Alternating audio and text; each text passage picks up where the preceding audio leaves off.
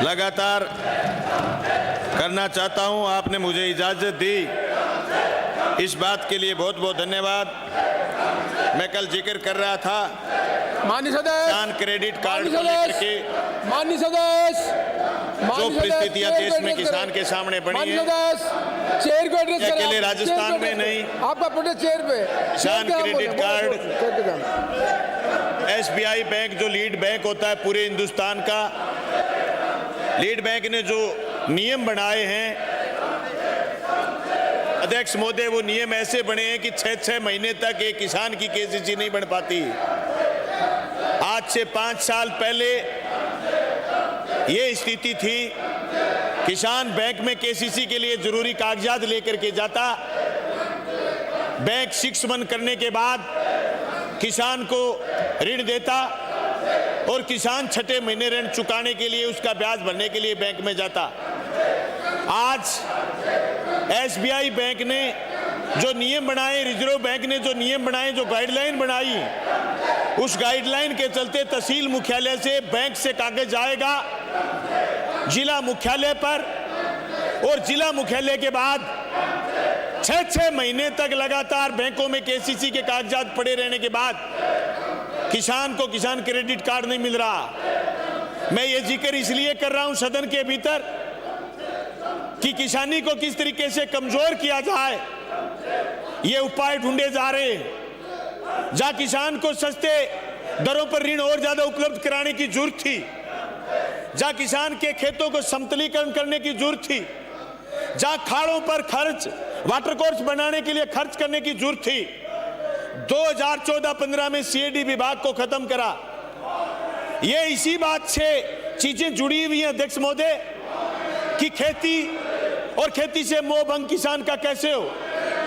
इसलिए अब की बार ये बजट में प्रावधान करा कि 0 बजट की खेती होगी और बजट खेती से जुड़े हुए तमाम जो बजट थे, चाहे उर्वरक का था, चाहे खाद बीज का था, उसमें कटौती करी गई।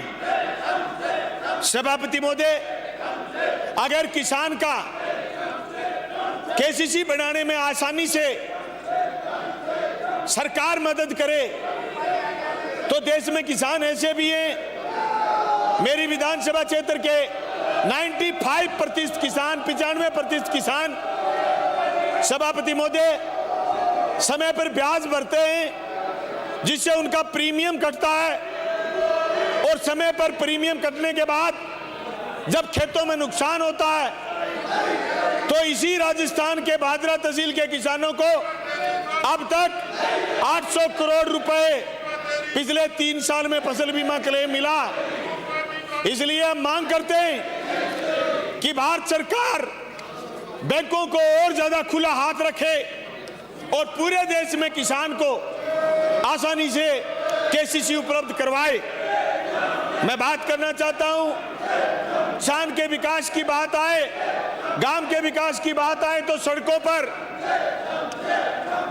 सभापति महोदय पिछले 2-3 साल में भारत सरकार और राज्य सरकार दोनों ने सड़क पर बहुत कम खर्च करा। मैं थोड़े दिन पहले देश के परिवहन मंत्री, सड़क मंत्री को सुन रहा था, उन्होंने बड़े जोर की बात कही। वो कह रहे थे कि हमने सड़कें इतनी चिकनी बनाई हैं जिसका कोई अंदाजा नहीं। लेकिन सभापति महोदय, मैं आपको यह भी बताना चाहता हूं, वो ऐसी सड़कें गिनाएं पूरे देश में जिन सड़कों के निर्माण के बाद उन्होंने किसी भी सड़क पर जाने वाले ट्रांसपोर्टर से, किसी भी सड़क पर जाने वाले व्यक्तिगत आदमी से उन्होंने टोल नहीं वसूला। जब सड़क कोई आदमी 12 घंटे के लिए, 24 घंटे के लिए खरीद रहा है तो फिर किसी भी सरकार को अपनी पीठ थपथपाने का कोई मतलब नहीं बच जाता। अगर कोई आदमी खरीद करके सड़क पर यात्रा कर रहा, कोई सड़क को 24 घंटे के लिए भाड़े पर लेकर के उससे गुजर रहा, तो फिर देश के केंद्रीय मंत्री जी से मैं कहना चाहता हूं कि आपने हमारी सड़कों के जरिए जितने भी कॉरिडोर आप स्थापित करना चाह रहे हो, खेती योग्य 31% भूमि आप ले जाओगे और वो 31% भूमि ना सिर्फ सड़क पर काम में लोग हैं, सड़क बनाने के काम में लोग हैं, वो सारी की सारी जमीन आप बड़ी कंपनियों को या फिर बड़े भूमाफियों को लुटाने का काम करोगे, इसमें कोई दो राय नहीं। सभापति महोदय, ये बेशकीमती जमीनें किसान के हाथ से या फिर छोटे छोटे किसानों के हाथ से निकल जाएगी और उनके पास आजीविका का दूसरा साधन नहीं बचेगा। इसलिए मैं केंद्र की सरकार से और राज्य की सरकार से मांग करना चाहता हूं कि सड़क पर ऐसा फ्रेम करे सरकार, एक भी इंच जमीन किसी किसान की जाए तो उसका कम से कम डीएलसी रेट का 20 गुना फालतू दे, ताकि वो दूसरी जगह जमीन का प्रबंध कर ले या उसका रिहेबिलिटेशन हो। सभापति महोदय, मैं आपको इस बात से, जो बात मैंने कल थोड़ी कह पाया था, मुझे संतुष्टि नहीं हुई। देश की बात अगर मैं नहीं करूं, कल शाम को एक गरीब आदमी का मेरे पास फोन आया जिसका खाद्य सुरक्षा में 3 साल से नाम नहीं जुड़ा। उसने कहा कि मेरी बात आज आपने सदन में बड़ी जोरदार तरीके से उठाई। सभापति महोदय, खाद्य सुरक्षा अधिनियम 2013 ये बात कहता है कि कानूनी रूप से ग्रामीण आबादी के 75% लोग और शहरी आबादी के 50% लोगों को सार्वजनिक वितरण प्रणाली के तहत रियायती खाद्यान्न प्राप्त करने का अधिकार है। सभापति महोदय, अधिकार के रूप में वो कह सकता है 50% आबादी शहर की और 75% आबादी ग्रामीण क्षेत्र की, जो हम सब जनप्रतिनिधियों से मांग करती है। लेकिन पिछले 3 साल से एक ही बात सुन रहे हैं कि भारत सरकार ने पोर्टल बंद कर रखा। ये मैं नहीं कह रहा सभापति महोदय, ये देश के रिसर्च इंस्टीट्यूट कह रहे हैं कि देश में खाद्य सुरक्षा को कमजोर करा गया। खाद्य सुरक्षा कमजोर होने की वजह से गरीब आदमी के मुंह का निवाला छीनने का काम किया गया है।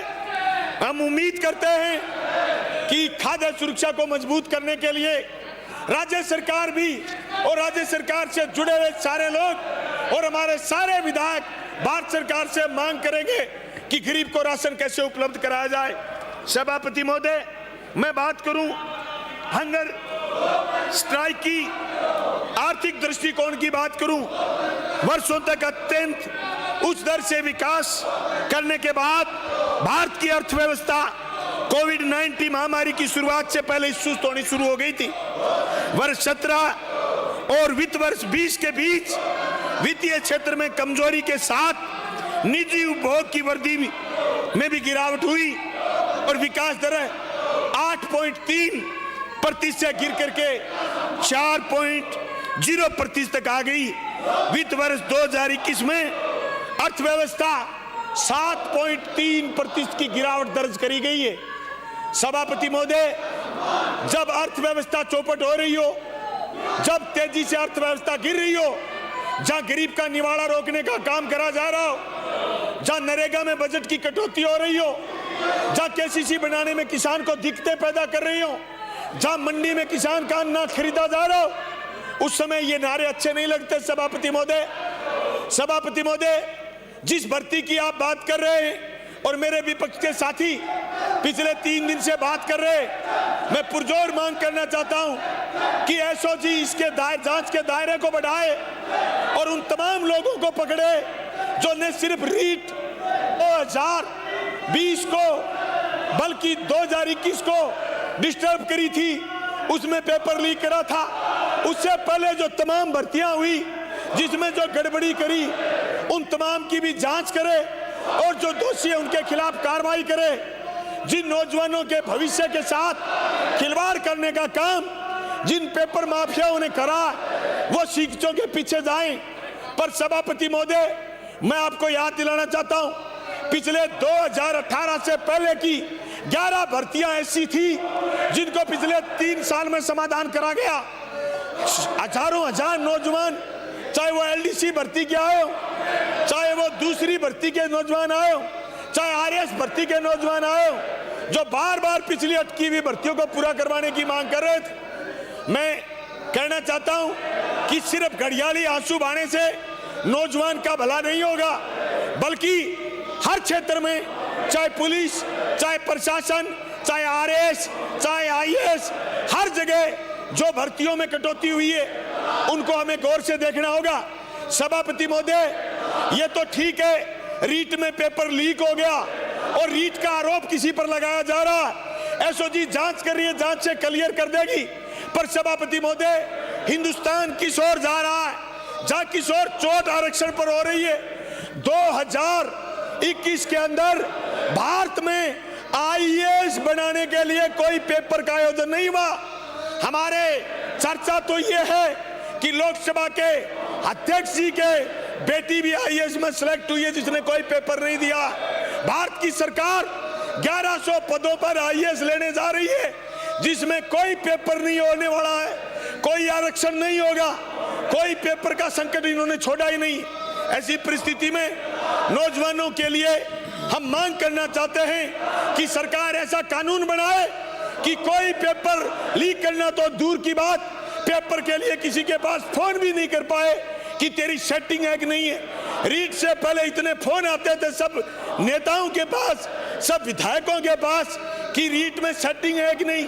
ये सेटिंग का शब्द कहां से आया, उस आदमी को पकड़ने की जरूरत है। सभापति महोदय, मैं कहना चाहता हूं कि नौजवानों के साथ खिलवाड़ तब होगा जब नौजवान सारे के सारे पेपर की तैयारी कर रहे हो। जैसे मेरे साथी अभी कह रहे थे आरएएस के लिए, उससे पहले एईएन भर्ती का मसला था, सिलेबस के लिए बच्चे 2 महीने की लड़े। धन्यवाद करना चाहूंगा मैं पूर्व ऊर्जा मंत्री का, जिन्होंने हमारी इस बात को मानना भी था कि सिलेबस को उन्होंने सही कर दिया था। आज आरएएस के बच्चे कह रहे हैं कि हमारा सिलेबस ठीक करो, हमारा सिलेबस जो बदल दिया गया, पेपर आगे बढ़ाने की मांग कर रहे हैं। मैं कहना चाहता हूं, आरपीएससी जो पेपर आयोजित करे, जो आरपीएससी का बड़ा सतर था देश में, उस आरपीएससी को अपनी पहचान को वापस मजबूती के साथ आगे बढ़ाना है। राजस्थान का भर्ती बोर्ड जो बिना किसी कलंक के, जो बिना किसी बात के भर्तियां आयोजित करता था, उस बात को आगे बढ़ाने की जरूरत है। सभापति महोदय, राजस्थान में कोई सेटिंग नहीं चलती थी, राजस्थान में कोई भर्ती पेपर लीक नहीं होते थे। वापिस उसी दौर को हमें कायम करना है। सभापति महोदय, मैं आपका ध्यान इस बात की तरफ भी करना चाहूंगा कि थोड़े दिन पहले राजस्थान में एसआई के लिए 11 पदों पर भर्ती हुई थी खिलाड़ियों की, जिसमें भी यहाँ के अभ्यर्थी ये कह रहे हैं कि राजस्थान का एक भी अभ्यर्थी नहीं हुआ। उस भर्ती की भी जांच करवाने का काम करें और नौजवानों के साथ न्याय करें। न्याय अपनी जगह सभापति महोदय, और न्याय की अवधारणा अपनी जगह। हम उम्मीद करते हैं सदन में बैठे सारे लोग कि राजस्थान की सरकार इसमें एसआई भर्ती में भी न्याय करेगी, आरएएस के एग्जाम को भी आगे बढ़ाएगी। सभापति महोदय, मैंने कल भी मेरी बात रखी थी, राज्यपाल के अभिभाषण के बाद राजस्थान का बजट आएगा।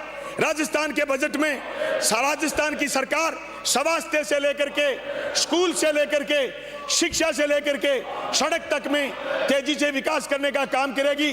जल जीवन मिशन में पूरे प्रदेश में अच्छा काम चल रहा है। पिछली बार जो जल जीवन मिशन में राजस्थान की सरकार ने काम करा, उसको आगे बढ़ाते हुए इन तीनों मुद्दों पर, सड़क, बिजली, पानी और स्वास्थ्य पर तेजी से सरकार काम करेगी। हम उम्मीद करते हैं कि हमारे विपक्ष के साथियों को सद्बुद्धि आएगी। इनको हंगर इंडेक्स में जो हिंदुस्तान पूरी दुनिया में 113वें स्थान पर चला गया है, इससे कुछ सबक आएगा, ये सीखेंगे। और 25 के 25 हमारे एमपी भारत सरकार से हमारे राजस्थान के लिए विभिन्न योजनाओं में पैसा लाने का काम करेंगे। उनके लिए हमारे विपक्ष के साथी उनको मजबूती से गाइड भी करेंगे। आज ये सेट तो हो गए थे, सभापति महोदय तैयार भी हो गए थे, अब पीछे से फिर किसी ने उखाड़ दिया पता नहीं, इसका पता तो आप ही करेंगे। मुझे बोलने का वक्त दिया और मुझे मेरी बात कहने का वक्त दिया, इसके लिए मैं मेरी तरफ से और भादरा की जनता की तरफ से आपका बहुत बहुत धन्यवाद करना चाहता हूं। धन्यवाद।